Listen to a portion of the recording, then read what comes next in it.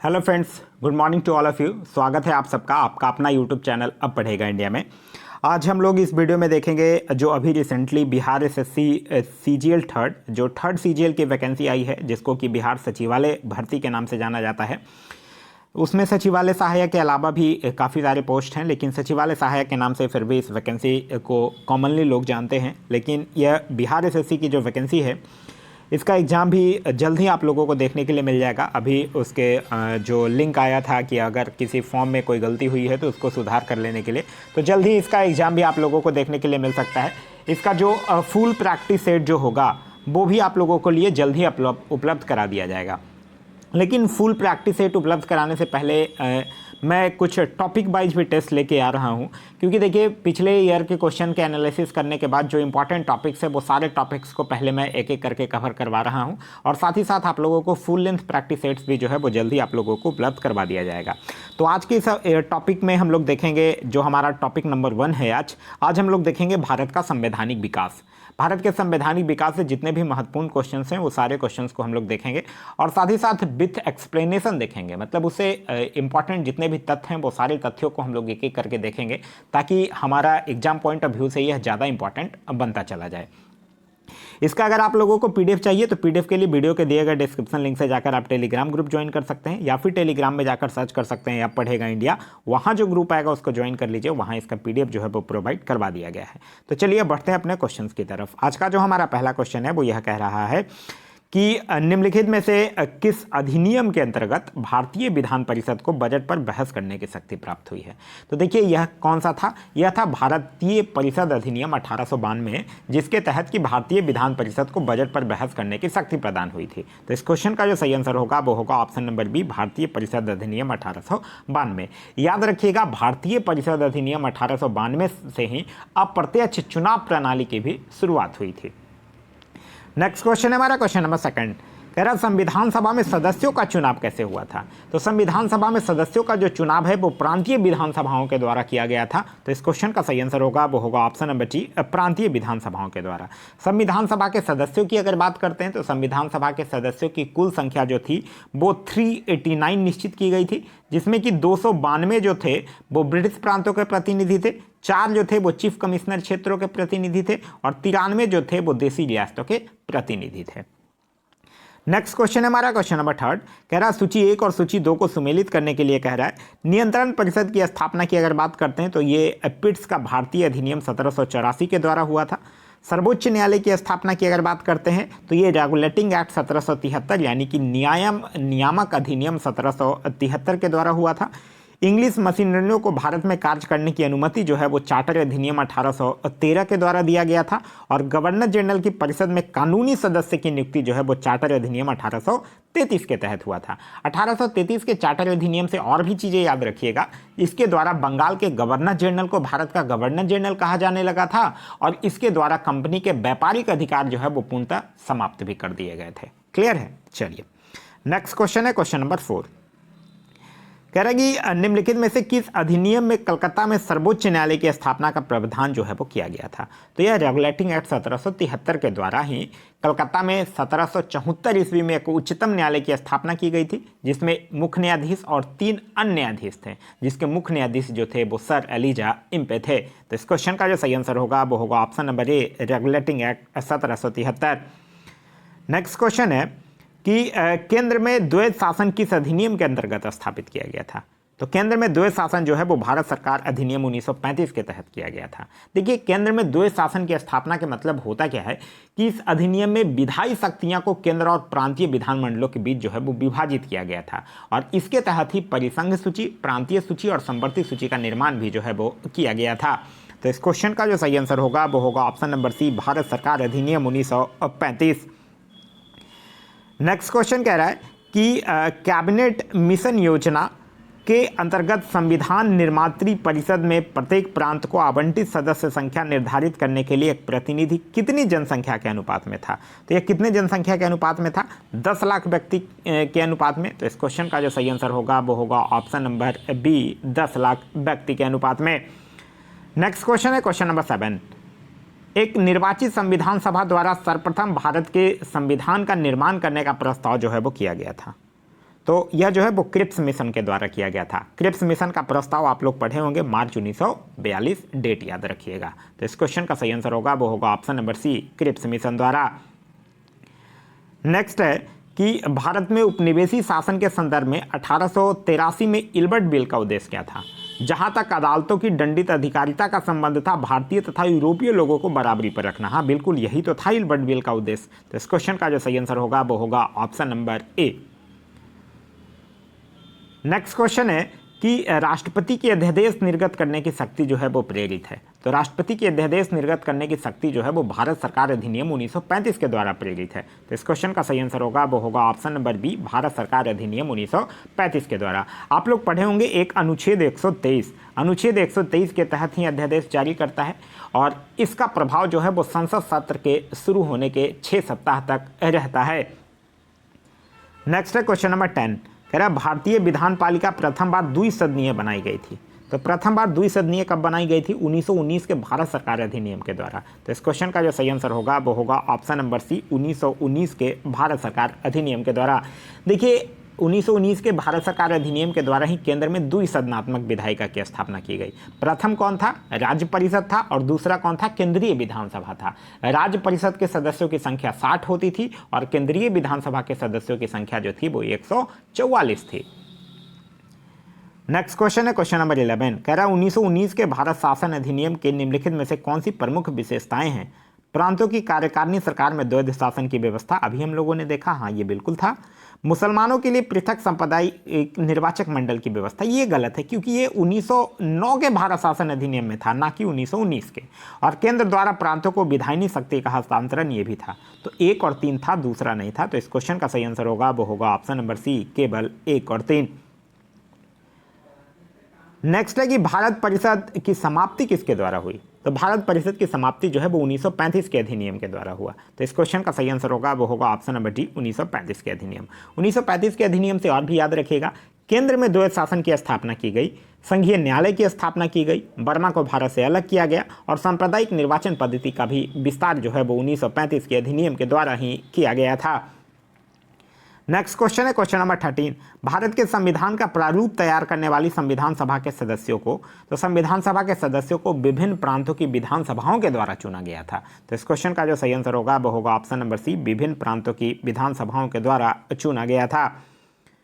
Next question है question number 14, किस अधिनियम ने भारतवासियों को अपने देश के प्रशासन में कुछ हिस्सा लेना जो है वो संभव बनाया था? तो यह किस अधिनियम ने बनाया था? यह बनाया था 1833 के चार्टर एक्ट ने। तो इस क्वेश्चन का जो सही आंसर होगा वो होगा ऑप्शन नंबर ए, 1833 का चार्टर एक्ट। नेक्स्ट क्वेश्चन कह रहा है कि स्वतंत्र भारत की संविधान सभा के अध्यक्ष कौन थे? तो स्वतंत्र भारत के संविधान सभा के अध्यक्ष थे डॉक्टर राजेंद्र प्रसाद। आप लोग पढ़े होंगे कि 11 दिसंबर 1946 को डॉक्टर राजेंद्र प्रसाद को संविधान सभा के अस्थायी अध्यक्ष के रूप में निर्वाचित हुए थे। तो इस क्वेश्चन का जो सही आंसर होगा वो होगा option number B, doctor Rajendra Prasad. Next question कह रहा है कि 1946 में निर्मित अंतरिम सरकार में कार्यपालक परिषद के उपसभापति कौन थे?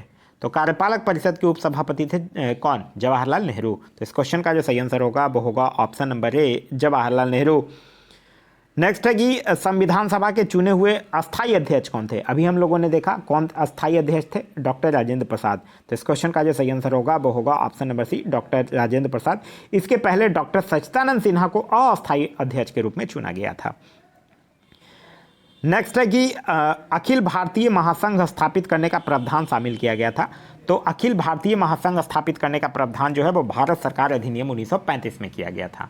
और यह जो अखिल भारतीय संघ था, यह संघ जो है वो 11 ब्रिटिश प्रांतों, 6 चीफ कमिश्नर के क्षेत्रों और उन देसी रियासतों से मिलकर बनना था जो कि स्वेच्छा से इस संघ में सम्मिलित होते हैं। तो इस क्वेश्चन का सही आंसर होगा वो होगा ऑप्शन नंबर ए, भारत सरकार अधिनियम 1935। नेक्स्ट क्वेश्चन कह रहा है कि निम्नलिखित में से किस अधिनियम द्वारा संवैधानिक निरंकुशता का सिद्धांत जो है वो प्रवृत्त किया गया था? तो यह भी किया गया था 1935 के भारत सरकार अधिनियम के द्वारा। तो इस क्वेश्चन का जो सही आंसर होगा वो होगा ऑप्शन नंबर सी, 1935 का भारत सरकार अधिनियम। नेक्स्ट क्वेश्चन कह रहा है कि भारत के लिए संविधान की रचना हेतु संविधान सभा का विचार निम्नलिखित में से सर्वप्रथम किसने प्रस्तुत किया था? तो सर्वप्रथम जो है वो स्वराज पार्टी ने प्रस्तुत किया था। तो इस क्वेश्चन का सही आंसर होगा वो होगा ऑप्शन नंबर ए, स्वराज पार्टी ने। नेक्स्ट क्वेश्चन है क्वेश्चन नंबर 21, कह रहा है निम्नलिखित में से कौन कौन से कथन जो है वो संविधान सभा के विषय में नहीं है, यह आपको कह रहा है। नहीं है यह बोल रहा है आपको, है नहीं जो बोल रहा है वह जो है वो वयस्क मताधिकार पर आधारित नहीं था, ये गलत है, क्योंकि वयस्क मताधिकार पर आधारित यहाँ नहीं होना चाहिए, तो ये गलत है। वह प्रत्यक्ष निर्वाचन का परिणाम थी, ये भी गलत है। वह बहुदलीय निकाय थी, ये सही है। और उसने अनेक समितियों के माध्यम से कार्य किया था, ये भी बिल्कुल सही है।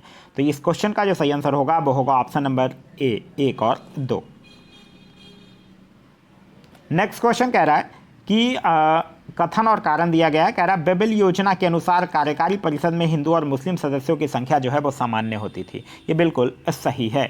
फिर कह रहा है बेबल का विचार था कि ऐसी व्यवस्था से भारत का बंटवारा बच जाता। नहीं, ये ऐसा कुछ बेबल का विचार नहीं था।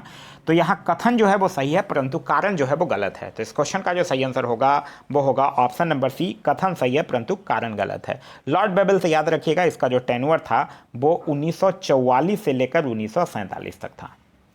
क्लियर है? चलिए नेक्स्ट क्वेश्चन कह रहा है कि भारतीय संविधान सभा की स्थापना की गई थी। तो भारतीय संविधान सभा की स्थापना जो है वो 9 दिसंबर 1946 को किया गया था। आप लोगों ने पढ़ा होगा कि 9 दिसंबर 1946 को संविधान सभा की प्रथम बैठक जो है वो नई दिल्ली स्थित काउंसिल चैम्बर के पुस्तकालय भवन में किया गया था।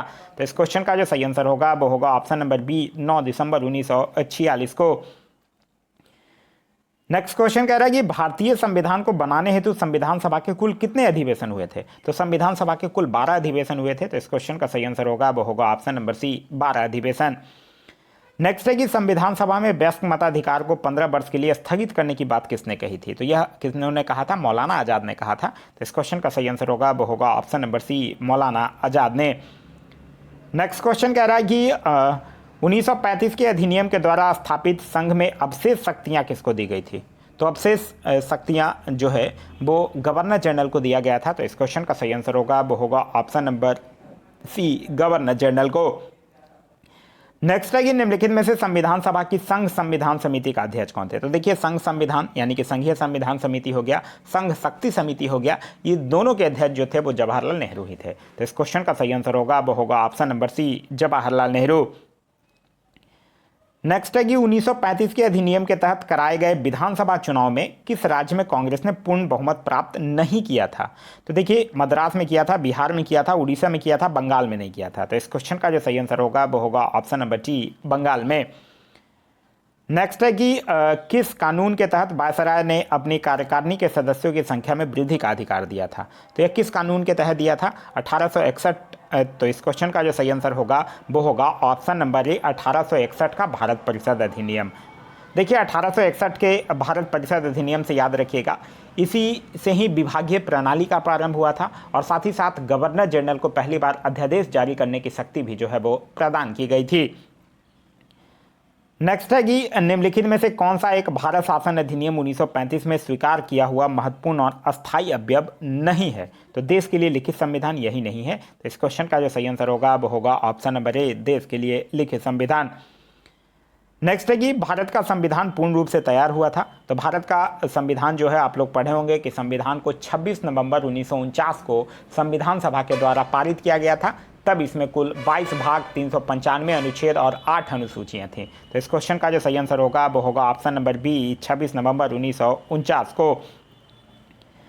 नेक्स्ट कह रहा है कि भारतीय संविधान कब लागू हुआ था। तो भारतीय संविधान 26 जनवरी 1950 को लागू हुआ है। तो इस क्वेश्चन का सही आंसर होगा वो होगा ऑप्शन नंबर ए, 26 जनवरी 1950 को। आगे कह रहा है कि संविधान सभा के सम्मुख संविधान की प्रस्तावना का प्रस्ताव किसने रखा था। आपने पढ़ा होगा कि जो संविधान सभा की कार्यवाही जो थी वो 13 दिसंबर 1946 को जवाहरलाल नेहरू के द्वारा पेश किए गए उद्देश्य प्रस्ताव के साथ प्रारंभ हुआ था। तो इस क्वेश्चन का जो सही आंसर होगा वो होगा ऑप्शन नंबर ए, जवाहरलाल नेहरू। नेक्स्ट क्वेश्चन है कि भारत के संविधान में केंद्र और राज्यों के बीच किया गया शक्तियों का विभाजन इनमें से किसमें उल्लेखित योजना पर आधारित है। तो देखिए यह जो है वो भारत सरकार अधिनियम 1935 पर आधारित है। तो इस क्वेश्चन का जो सही आंसर होगा वो होगा ऑप्शन नंबर सी, भारत सरकार अधिनियम 1935। नेक्स्ट है कि किस अधिनियम के द्वारा ब्रिटिश संसद ने चाय और चीनी के साथ व्यापार को छोड़कर ईस्ट इंडिया कंपनी के भारत के साथ व्यापारिक एकाधिकार को समाप्त कर दिया था? तो यह किया था 1813 का चार्टर अधिनियम। तो इस क्वेश्चन का सही आंसर होगा वो होगा ऑप्शन नंबर ए, 1813 का चार्टर अधिनियम।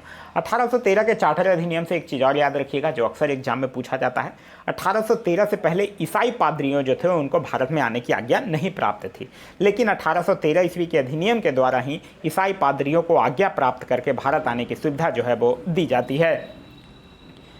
नेक्स्ट क्वेश्चन कह रहा है कि 1946 के चुनाव के पश्चात मुस्लिम लीग ने किस प्रांत में अपनी सरकार बनाई थी? तो किस प्रांत में बनाई थी? बंगाल प्रांत में। तो इस क्वेश्चन का सही आंसर होगा वो होगा option number A, Bengal.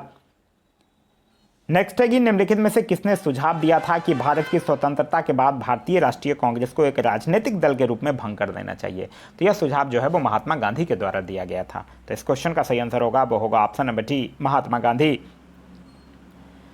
Next है कि निम्नलिखित कथनों पर विचार कीजिए। तृतीय गोलमेज सम्मेलन के विचार विमर्श की परिणति जो है वो भारत सरकार अधिनियम 1935 के पारित होने के रूप में हुई थी। यह बिल्कुल सही है। फिर कह रहा है भारत सरकार अधिनियम 1935 ने ब्रिटिश भारत के सूबे और भारतीय रियासतों के लिए एक संघ पर आधारित ऑल इंडिया फेडरेशन के गठन का उपबंध किया। यह भी सही है। तो इस क्वेश्चन का जो सही आंसर होगा वो होगा ऑप्शन नंबर सी, यहाँ 1 और 2 जो है वो दोनों सही है। नेक्स्ट क्वेश्चन कह रहा है निम्नलिखित कथनों पर विचार कीजिए। भारत की संविधान सभा ने राष्ट्रीय ध्वज का प्रारूप जो है वो 22 जुलाई 1947 को अपनाया था। ये बिल्कुल सही है। राष्ट्रीय ध्वज के बीच चक्र में 21 तिलियां हैं, ये गलत है, टोटल 24 तिलियां हैं।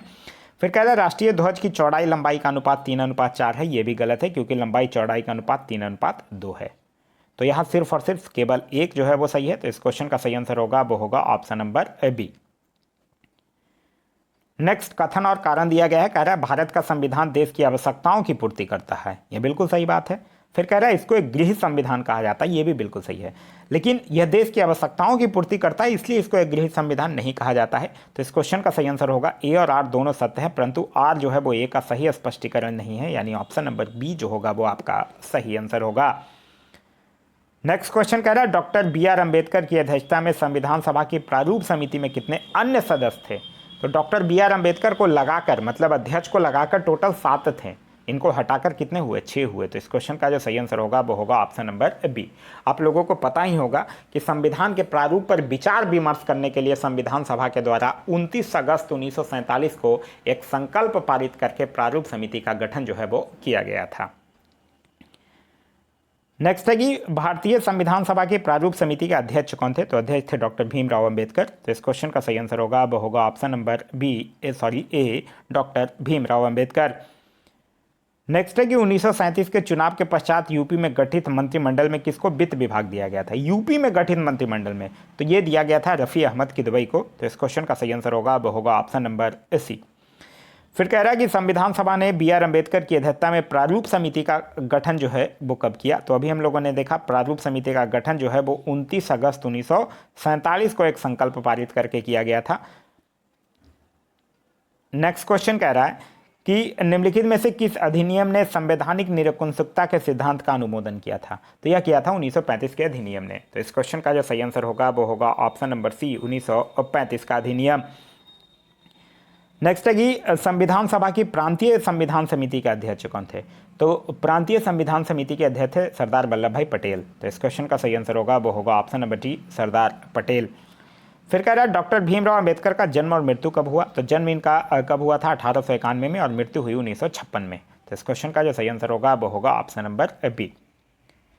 फिर कह रहा है कि किस वर्ष में जनगण मन को भारत के राष्ट्रगान के रूप में अपनाया गया? तो जनगण मन को राष्ट्रगान के रूप में अपनाया गया था 24 जनवरी 1950 को। तो इस क्वेश्चन का जो सही आंसर होगा वो होगा ऑप्शन नंबर सी, 1950 में। नेक्स्ट है कि संविधान पांडुलेखन समिति का निम्न में से कौन सदस्य नहीं था? मोहम्मद सादुल्लाह थे, AK अय्यर भी थे, KM मुंशी भी थे, जवाहरलाल नेहरू नहीं थे। तो इस क्वेश्चन का जो सही आंसर होगा वो होगा option number D, Jawaharlal Nehru. फिर है कि भारतीय संविधान को अपनाया गया, तो भारतीय संविधान को संविधान सभा के द्वारा अपनाया गया। तो इस क्वेश्चन का सही आंसर होगा वो होगा ऑप्शन नंबर ए, संविधान सभा के द्वारा।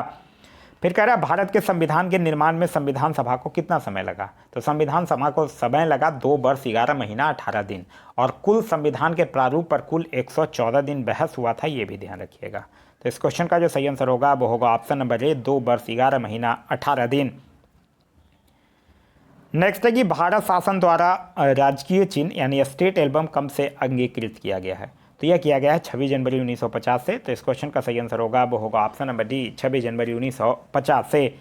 फिर है संविधान निर्मात्री परिषद की झंडा समिति के अध्यक्ष कौन थे? तो झंडा समिति के अध्यक्ष थे डॉक्टर राजेंद्र प्रसाद। तो इस क्वेश्चन का सही आंसर होगा वो होगा option number B, doctor Rajendra Prasad. Next है कि भारत को एक संविधान देने का प्रस्ताव संविधान सभा द्वारा पारित किया गया था। तो संविधान सभा के द्वारा कब पारित किया गया था? 22 जनवरी 1947 को। तो इस क्वेश्चन का सही आंसर होगा वो होगा ऑप्शन नंबर बी, 22 जनवरी 1947 को। फिर है कि भारत की स्वतंत्रता के समय इंग्लैंड में किस पार्टी की सरकार थी? तो इंग्लैंड में उस समय लेबर पार्टी की सरकार हुआ करती थी। तो इस क्वेश्चन का सही आंसर होगा वो होगा option number C, Labour Party. फिर है कि भारतीय संविधान सभा की पहली बैठक कब हुई? तो पहली बैठक हुई थी 9 दिसंबर 1946 को, जो आप लोग पढ़े होंगे कि संविधान सभा की प्रथम बैठक 9 दिसंबर 1946 को नई दिल्ली स्थित कौंसिल चैम्बर के पुस्तकालय में। तो इस क्वेश्चन का तो सही आंसर है वो है ऑप्शन नंबर सी, 9 दिसंबर 1946। लेकिन अगर आपसे कोई पूछ ले अंतिम बैठक कब हुई थी, तो अब याद रखिएगा 24 जनवरी 1950 को अंतिम बैठक हुआ था। नेक्स्ट है बी आर अम्बेडकर का संविधान सभा में निर्वाचन हुआ था। तो देखिए संविधान सभा में अम्बेडकर का पहली बार निर्वाचन बंगाल से हुआ था और देश बंटवारे के बाद उनका निर्वाचन जो है वो बॉम्बे यानी कि मुंबई से हुआ था। तो इस क्वेश्चन का जो सही आंसर होगा वो होगा option number B, Mumbai presidency से। नेक्स्ट क्वेश्चन कह रहा है कि निम्नलिखित अधिनियम में से किस अधिनियम के फलस्वरूप बर्मा को भारत से अलग किया गया था? तो बर्मा को भारत से अलग किया गया था कब? 1935 का जो भारत शासन अधिनियम आया था यानी गवर्नमेंट ऑफ इंडिया एक्ट 1935 के तहत। इस क्वेश्चन का सही आंसर होगा वो होगा ऑप्शन नंबर सी। नेक्स्ट है कि भारत की संविधान सभा ने राष्ट्रीय ध्वज को सर्वप्रथम कब स्वीकार किया था? तो राष्ट्रीय ध्वज को सर्वप्रथम 22 जुलाई 1947 को स्वीकार किया था। तो इस क्वेश्चन का जो सही आंसर होगा वो होगा ऑप्शन नंबर ए, 22 जुलाई 1947 को। फिर कह रहा है संविधान सभा में उद्देश्य प्रस्ताव निम्न में से किस एक के द्वारा प्रस्तुत किया गया था? तो उद्देश्य प्रस्ताव जो है वो पंडित जवाहरलाल नेहरू के द्वारा प्रस्तुत किया गया था, क्योंकि संविधान सभा की जो कार्यवाही थी वो 13 दिसंबर 1946 को जवाहरलाल नेहरू के द्वारा ही पेश किए गए उद्देश्य प्रस्ताव के साथ शुरू हुआ था। तो इस क्वेश्चन का जो सही आंसर होगा वो होगा option number B, Pandit Jawaharlal Nehru. Next question कह रहा है कि भारतीय संविधान को 26 नवंबर 1949 को किसके द्वारा अधिनियमित किया गया था? तो अधिनियमित संविधान सभा के द्वारा ही किया गया था। तो इस क्वेश्चन का जो सही आंसर होगा वो होगा ऑप्शन नंबर ए, संविधान सभा के द्वारा। नेक्स्ट है कि निम्नलिखित में से कौन जो है वो अगस्त 1946 में गठित प्रथम अंतरिम राष्ट्रीय सरकार का सदस्य नहीं था? सी राजगोपालाचारी शिक्षा विभाग था, डॉक्टर राजेंद्र प्रसाद खाद्य एवं कृषि थे, जगजीवन राम श्रम विभाग थे, डॉक्टर एस राधाकृष्णन नहीं थे। तो इस क्वेश्चन का जो सही आंसर होगा वो होगा option number C, doctor Sarvepalli Radhakrishnan. Next question है कि 1935 के अधिनियम के द्वारा स्थापित संघ में अवशेष शक्तियां जो है वो किसको दी गई थी? तो अवशेष शक्तियां जो है वो गवर्नर जनरल को दिया गया था। तो इस क्वेश्चन का सही आंसर होगा वो होगा option number C, governor general को दिया गया था। नेक्स्ट है कि संविधान सभा के संवैधानिक सलाहकार कौन थे? तो संवैधानिक सलाहकार थे बी एन राव। तो इस क्वेश्चन का सही आंसर होगा वो होगा option number C, B N Rao. Next है भारत में स्वतंत्रता के पश्चात प्रथम मंत्रिमंडल का कानून मंत्री कौन था? तो प्रथम मंत्रिमंडल में कानून मंत्री थे डॉक्टर भीमराव अंबेडकर। तो इस क्वेश्चन का जो सही आंसर होगा वो होगा option number D, B R Ambedkar. Next question है कि निम्नलिखित में से कौन जो है वो संविधान प्रारूप समिति के सदस्य थे? एन गोपालास्वामी हाँ थे, अल्लादी कृष्ण स्वामी अय्यर ये भी थे, जवाहरलाल नेहरू नहीं थे, सरदार वल्लभ भाई पटेल भी नहीं थे। तो इस क्वेश्चन का जो सही आंसर होगा वो होगा ऑप्शन नंबर सी, यहाँ 1 और 3 जो थे वो प्रारूप समिति के सदस्य थे, बाद बाकी जवाहरलाल नेहरू और सरदार वल्लभ भाई पटेल जो थे वो प्रारूप समिति के सदस्य नहीं थे। फिर कह रहा है कि किसने कहा था कि संविधान सभा कांग्रेस थी और कांग्रेस भारत था? तो ये ऑस्टिन के द्वारा कहा गया था। तो इस क्वेश्चन का सही आंसर होगा वो होगा ऑप्शन नंबर ए। नेक्स्ट है कि भारतीय इतिहास के संदर्भ में प्रांतों से संविधान सभा के सदस्य। तो प्रांतों से संविधान सभा के सदस्य जो हैं वो प्रांतीय विधानसभाओं के द्वारा निर्वाचित हुए थे। तो इस क्वेश्चन का जो सही आंसर होगा वो होगा option number C. Next question कह रहा है कि निम्नलिखित में से संविधान सभा के बारे में गलत कथन कौन सा है? इनमें बड़ी संख्या में समितियों की मदद से काम किया और उसमें प्रारूप समिति सबसे महत्वपूर्ण थी, ये बिल्कुल सही है। अल्पसंख्यक समुदाय जैसे ईसाई, एंग्लो इंडियन और पारसियों को सभी में पर्याप्त प्रतिनिधित्व दिया गया, ये भी बिल्कुल सही है। फिर कह रहा है कि इसका निर्वाचन सार्वभौम व्यस्क मताधिकार के आधार पर किया गया था, ये गलत है। तो इस क्वेश्चन का जो सही आंसर होगा वो होगा ऑप्शन नंबर सी। फिर कह रहा है दो सूचियाँ दी गई हैं, उसको आपको मिलाना है। संविधान सभा के पहले उपाध्यक्ष तो ये कौन थे? एच सी मुखर्जी थे। फिर कह रहा प्रारूप समिति के मूलतः एकमात्र कांग्रेसी सदस्य, तो वो के मुंशी थे। फिर कह रहा है राजस्थान की रियासतों का प्रतिनिधित्व करने वाले संविधान सभा के सदस्य, तो वो बीटी कृष्णाचारी थे। और संघ संविधान समिति के अध्यक्ष जो थे वो जवाहरलाल नेहरू थे। क्लियर है? चलिए नेक्स्ट क्वेश्चन कह रहा है कि केंद्रीय विधानसभा के निम्नलिखित में से कौन सा निर्वाचन भारत शासन अधिनियम 1919 के तहत हुआ था? तो 1926 का भी निर्वाचन और 1945 का भी निर्वाचन, ये दोनों हुआ था। तो इस क्वेश्चन का जो सही आंसर होगा वो होगा ऑप्शन नंबर सी, केवल एक और सी। नेक्स्ट है कि निम्नलिखित में से किसने भारत में अंग्रेजी शिक्षा की नींव पड़ी? 1813 का चार्टर एक्ट, हाँ ये बिल्कुल इंपॉर्टेंट रोल प्ले किया है। General committee of public instruction 1823 ये भी किया है। और प्राचीविद एवं अंगलविद विवाद ये भी किया है। तो इस क्वेश्चन का जो सही आंसर होगा वो होगा ऑप्शन नंबर डी, 1, 2 और 3 जो है ये तीनों जो है वो भारत में अंग्रेजी शिक्षा की नींव पढ़ने में सहायक हुआ है। नेक्स्ट है कि अपनी राष्ट्रवादी प्रतिक्रिया में भारतीय संविधान के निर्माताओं में अल्पसंख्यकों के हितों तथा भावनाओं के महत्व को कम करके आंका है। यह कथन किसका है? तो यह कथन जो है वो आइवर जेंगिंस का है। तो इस क्वेश्चन का जो सही आंसर होगा वो होगा ऑप्शन नंबर डी। फिर कह रहा है भारतीय संविधान का प्रथम प्रारूप तैयार किया गया था। तो प्रथम प्रारूप जो है वो BN राव के द्वारा तैयार किया गया था। तो इस क्वेश्चन का जो सही आंसर होगा वो होगा option number B, BN Rao के द्वारा तैयार किया गया था। नेक्स्ट क्वेश्चन है कि भारतीय संविधान के निर्माण से संबंधित निम्नलिखित कथनों में कौन सही है? पंडित जवाहरलाल नेहरू के उद्देश्य प्रस्ताव जो संविधान सभा द्वारा स्वीकार किया गया था संविधान के निर्माण पर असर था, ये बिल्कुल सही है। उसके बाद कह रहा है उद्देशिका बहुत महत्वपूर्ण उद्देश्यों की पूर्ति करती है, ये भी बिल्कुल सही है। फिर कह रहा है संविधान को भारत के लोगों ने आदेशित किया था, ये भी बिल्कुल सही है। राज्य के मुखिया को लोग प्रत्यक्ष रूप से निर्वाचित करते हैं, ये गलत है। तो इस क्वेश्चन का जो सही आंसर होगा वो होगा ऑप्शन नंबर ए, 1, 2 और 3। फिर कह रहा है कि संविधान को 26 जनवरी के दिन लागू करने का निर्णय इसलिए लिया गया था क्योंकि कांग्रेस जो है वो इसी दिन 1930 में स्वतंत्रता दिवस के रूप में मनाया था। तो इसी दिन को यादगार रखने के लिए 26 जनवरी को ही लागू किया गया। तो इस क्वेश्चन का जो सही आंसर होगा वो होगा ऑप्शन नंबर ए। नेक्स्ट है कि भारतीय संविधान सभा के उद्घाटन अधिवेशन की अध्यक्षता किसने किया था? तो डॉक्टर सच्चिदानंद सिन्हा के द्वारा किया गया था। तो इस क्वेश्चन का सही आंसर होगा वो होगा ऑप्शन नंबर बी, डॉक्टर सच्चिदानंद सिन्हा के द्वारा। नेक्स्ट है कि संविधान सभा द्वारा स्थापित मौलिक अधिकारों और अल्पसंख्यक हेतु सलाहकार समिति के अध्यक्ष कौन थे? तो सलाहकार समिति के अध्यक्ष थे सरदार वल्लभ भाई पटेल। तो इस क्वेश्चन का सही आंसर होगा वो होगा option number B, Sardar Vallabh भाई पटेल। नेक्स्ट क्वेश्चन कह रहा है कि इन व्यक्तियों में से कौन जो है वो कैबिनेट मिशन का सदस्य नहीं था, यह पूछ रहा है। तो कैबिनेट मिशन का सदस्य कौन नहीं थे? तो पैथिक लॉरेंस थे, स्टॉपेट क्रिप्स थे, AB अलेक्जेंडर थे। तो कौन नहीं थे? विलियम वुड नहीं था। तो इस क्वेश्चन का जो सही आंसर होगा वो होगा option number A, William would. Next है कि रेडक्लिफ समिति किसके लिए नियुक्त की गई थी? तो रेडक्लिफ समिति जो है वो भारत और पाकिस्तान के बीच सीमाओं को निर्धारित करने के लिए नियुक्त किया गया था। तो इस क्वेश्चन का जो सही आंसर होगा वो होगा ऑप्शन नंबर सी। नेक्स्ट है कि भारतीय संविधान सभा में कुल कितनी महिला सदस्य थी? तो 15 महिला सदस्य थी। तो इस क्वेश्चन का सही आंसर होगा वो होगा ऑप्शन नंबर ए, 15। नेक्स्ट है कि भारतीय संविधान सभा में भारतीय संविधान का तृतीय वाचन कब प्रारंभ हुआ था? तो तृतीय वाचन जो है वो 14 नवंबर 1949 को प्रारंभ हुआ था। तो इस क्वेश्चन का जो सही आंसर होगा वो होगा ऑप्शन नंबर ए, 14 नवंबर 1949 को। नेक्स्ट क्वेश्चन कह रहा है भारत का संविधान अंगीकृत एवं अधिनियमित हुआ था। तो यह हुआ था 26 नवंबर 1949 को। तो इस क्वेश्चन का सही आंसर होगा वो होगा ऑप्शन नंबर सी। नेक्स्ट है कि भारत का संघीय न्यायालय निम्नलिखित में से किस वर्ष में स्थापित किया गया था? तो भारत का संघीय न्यायालय जो है वो 1937 में स्थापित किया गया था। तो इस क्वेश्चन का सही आंसर होगा वो होगा ऑप्शन नंबर बी। नेक्स्ट है कि निम्न में से एक भारत सरकार अधिनियम 1935 की मुख्य विशेषताओं में नहीं था। तो इस अधिनियम में अखिल भारतीय महासंघ का प्रावधान था, ये बिल्कुल था। अवशिष्ट विषय प्रांतीय विधायकों को आवंटित किए गए थे, ये नहीं था। तो इस क्वेश्चन का जो सही आंसर होगा वो होगा ऑप्शन नंबर बी।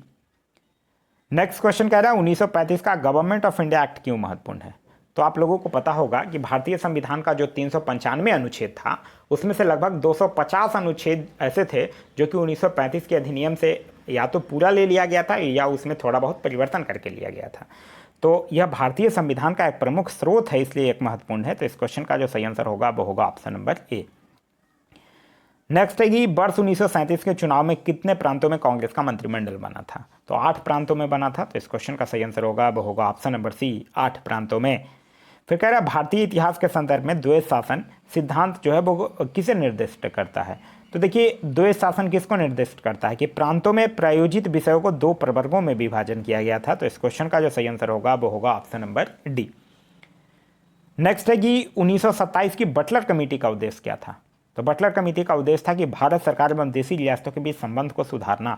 तो इस क्वेश्चन का जो सही आंसर होगा वो होगा ऑप्शन नंबर डी।